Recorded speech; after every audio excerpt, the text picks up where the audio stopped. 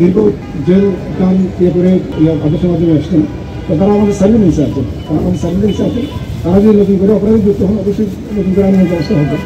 Dhaka metropolitan police সবসময়ই crime reporters association এর সঙ্গে বিভিন্ন যারা আছেন এটি সুসম্পর্ক বজায় রেখে কাজ করে যাচ্ছে। আমাদের লক্ষ্য উদ্দেশ্য কি, ঢাকা মহানগর পুলিশ রাত দিন ঢাকা মহানগরীর শান্তি শৃঙ্খলা রক্ষায় কাজ করছে। কিন্তু ক্রাইম রিপোর্টার্স অ্যাসোসিয়েশনের পাশাপাশি আমাদেরকে বিভিন্নভাবে অপরাধ বিষয়ক সংবাদ সহ বিভিন্ন তথ্যপত্র প্রতিনিয়ত সাহায্য করে যাচ্ছেন, যার ফলে আমরা বিভিন্নভাবে সাপোর্ট পাচ্ছি এই ঢাকা মহানগরীর অপরাধ নিয়ন্ত্রণে। আমরা আশা করি এই দুই সংগঠনের মধ্যে বা দুই সংস্থার মধ্যে যে সুসম্পর্ক ঐতিহ্যগতভাবে ছিল এটা থাকবে এবং সামনের দিনগুলোতেও এটা অব্যাহত থাকবে।